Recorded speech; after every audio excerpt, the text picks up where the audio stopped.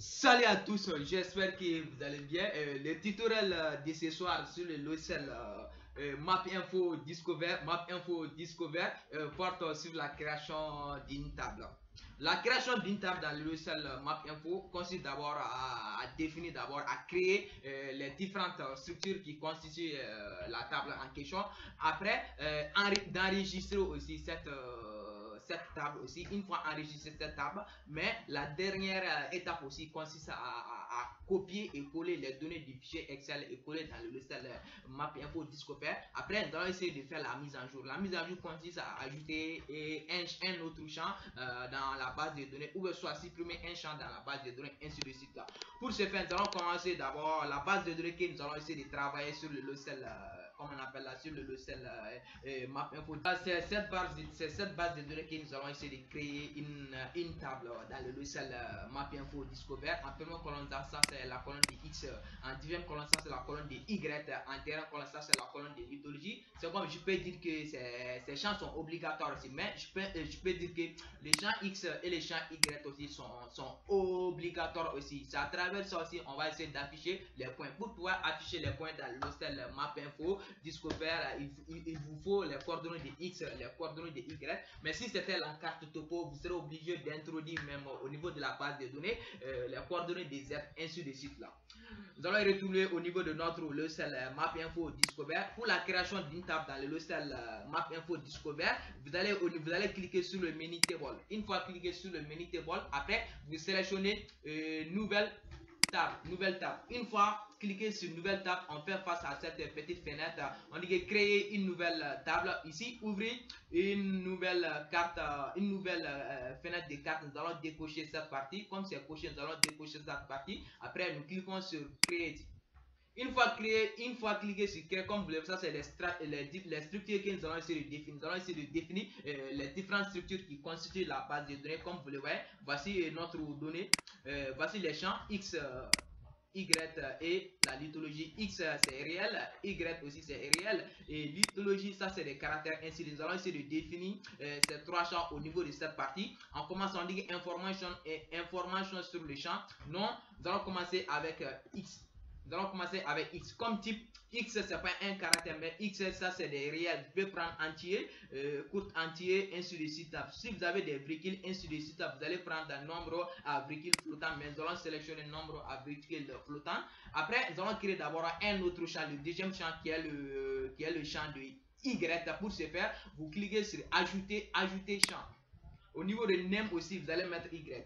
Y aussi, comme type aussi, ça c'est nombre à virgule flotation des chiffres réels, ainsi de suite là. Après, nous allons créer aussi le dernier champ qui est le champ qui renferme la lithologie, ainsi de suite là. Après, vous cliquez sur ajouter un champ. Et au niveau de name, vous allez mettre lithologie. Lithologie. Comme type de caractère, lithologie, ça c'est un caractère. Vous allez sélectionner caractère, ainsi de suite. Mais vous avez la possibilité d'augmenter le type de caractère au niveau de la lithologie, soit de mettre à 15 ou soit de mettre à 20, ainsi de suite. C'est à vous de voir, ainsi de suite. Après, ici, vous avez la possibilité aussi ici, au niveau de monter, de mettre la lithologie en haut, ou soit de mettre ça ici. Une fois sélectionner la lithologie, vous pouvez cliquer sur ça, monter en haut pour mettre ça au niveau de la deuxième ligne ou soit au niveau de la première ligne, ainsi de suite. Pareil aussi, pour faire descendre aussi, vous cliquez sur descendre, ainsi de suite là. Qu'est-ce qu'on peut, vous avez la possibilité aussi de supprimer un champ. Une fois cliqué sur ça, un champ va être supprimé, ainsi de suite là. Ici, ça c'est un fil à la projection pour pouvoir projeter les systèmes de projection, ainsi, mais nous, on n'a pas besoin de ça dans ce tutoriel, on n'a pas besoin de ça, ainsi de suite. Après, nous cliquons sur Create. Create. Une fois cliqué sur Create, maintenant nous allons essayer de parcourir l'emplacement de notre fichier là où nous voulons enregistrer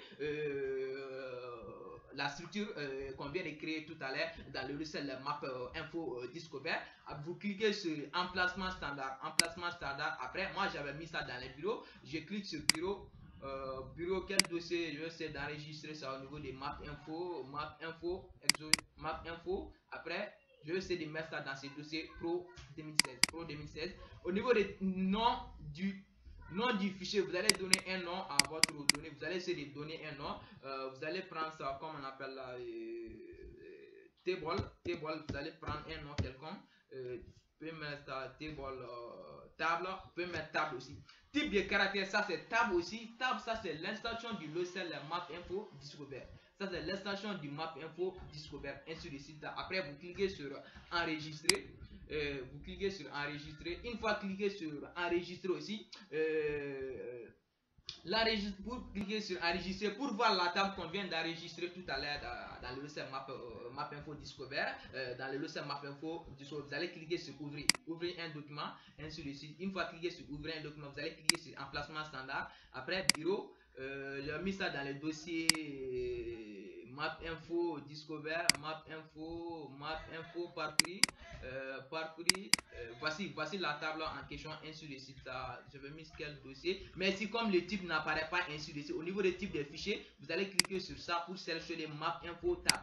Map info tab. Une fois cliqué sur map info tab, voici la table en question que j'avais enregistré tout à l'heure. Vous pouvez cliquer sur ça, ouvrir, ainsi de suite. Vous pouvez cliquer sur ça pour ouvrir la table en question, ainsi de suite là. Comme vous le voyez, voici la table qu'on vient d'enregistrer tout à l'heure. Mais on ne voit pas les différentes structures, n'affichent pas même au niveau de l'interface, au niveau de la fenêtre d'affichage du logiciel map info discover. Pour que ça puisse s'afficher même, vous allez cliquer sur cette partie au niveau de nouvelles fenêtres. Données, vous cliquez sur ça. Une fois cliqué sur nouvelle fenêtre de données, comme vous le voyez, voici notre structure, parce qu'on avait créé les différentes structures qui constituent la table en question. Voici les différentes structures, ainsi de suite. Là, vous avez la possibilité d'augmenter la largeur, ainsi de suite, d'augmenter la largeur, ainsi de suite. Mais qu'est-ce que nous allons faire tout à l'heure? Nous allons essayer de copier et coller les données. Nous allons copier et coller les données du microscope Excel dans le logiciel map info discover. Pour ce faire, depuis la deuxième ligne, nous allons sélectionner les données. Après, une fois sélectionné les données, vous allez appuyer sur la touche CTRL C. Après, nous allons retourner au niveau de notre map discover. Après, vous allez appuyer sur la touche CTRL V. On patiente un peu. CTRL V. Maintenant, comme vous le voyez, maintenant on vient de créer les différentes structures qui constituent la table en question. Maintenant, nous venons d'importer tout à l'heure la base de données même à travers du microscope Excel dans le logiciel map info discover. Vous avez la possibilité de modifier, soit vous pouvez même saisir ça manuellement, ainsi de suite là. Vous pouvez même saisir ça manuellement, ainsi de suite là. Qu'est-ce qu'on peut, soit vous pouvez même modifier au niveau des lithologies, au niveau des champs, ainsi de suite là. Mais la prochaine étape consiste d'abord à enregistrer. Nous allons essayer d'enregistrer la table en question. Pour enregistrer tout à l'heure, vous allez cliquer sur ça, enregistrer. Vous voyez, enregistrer. Comme la table c'est déjà sélectionnée, on avait déjà importé la table en question, vous cliquez sur enregistrer et la table s'enregistre facilement, ainsi de suite. Mais la dernière étape aussi consiste à faire la mise en jour. La mise en jour de la table consiste d'abord à ajouter un autre champ au niveau de la table en question, ou soit supprimer un autre champ. Pour ce faire, toujours au niveau des menu table, ou soit avant même d'enregistrer, au niveau de cette partie Explorer aussi, au niveau de Explorer, on a la possibilité de décocher notre carte en question, ou de faire réapparaître, ainsi de suite. Au niveau de table aussi, ici dans cette partie données, vous avez la possibilité de cliquer sur ça. Une fois cliqué sur table aussi, une fois décoché cette partie, ça disparaît, de faire réapparaître aussi, ainsi de suite, ou de faire clic droit aussi, comme vous le voyez, de masquer, d'activer, de fermer la table, de renommer la table, ou de dupliquer la table en question, ainsi de suite. Avec ça, on peut faire toutes les manipulations afférentes une fois affiché la table en question dans le logiciel map info discover.